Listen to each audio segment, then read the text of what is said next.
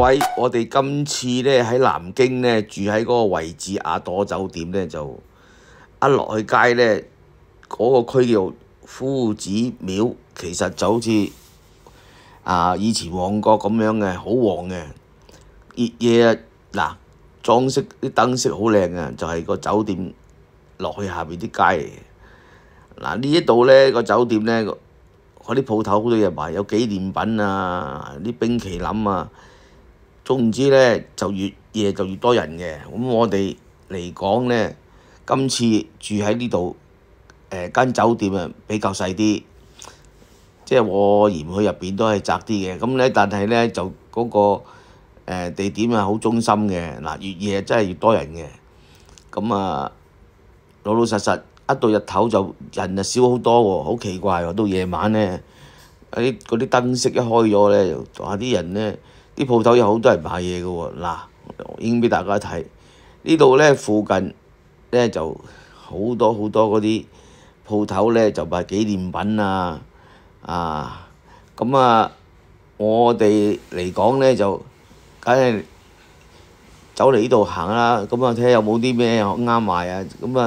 見到有啲南京係最出名就鴨啊，好多嗰啲鴨咧就啲人排隊買嘅。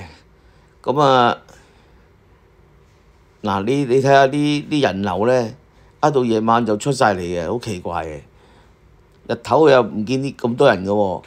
呢啲鋪頭咧各色其色，有啲賣面霜啊，有啲賣嗰啲紀念品啊。我哋今次咧又喺秦淮河啊，去夫子廟呢度咧有一條秦淮河黐字嘅。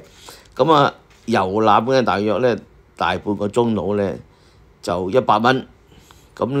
如果加多30蚊咧，就去另外上一個地方叫中華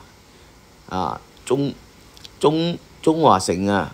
呢度沿嗰條河啊，兩邊咧都有好多古色古香有啲做嗰啲茶室俾人哋喺嗰度傾下偈啊，影下相啊。有好多嗰啲人咧租啲古裝嘅衫咧，就喺呢條秦淮河兩旁嗰度，因為貪佢呢度咧好似古代咁樣嗰啲裝飾嗰啲建築物啊。就喺呢度咧就打卡啊、影相啊。我哋坐呢一架咁嘅船幾好賺啊！一人100蚊，有啲唔落船嘅就100蚊。10個人1000蚊。架船都有20幾人喎。2000幾蚊一轉啊，其實都幾好賺。呢度露天茶室啊，沿河兩邊咧就都有好多間嗰啲露天嘅茶室嘅。經過呢啲橋墩，呢啲係買租啲衫俾人影相嘅。呢啲係茶室嚟嘅。見到有好多女士化晒妝啊，着埋啲古代嗰啲咁嘅衫啊，整埋啲頭飾幾靚啊，全部好似古時嘅人咁樣喺呢度影相啊！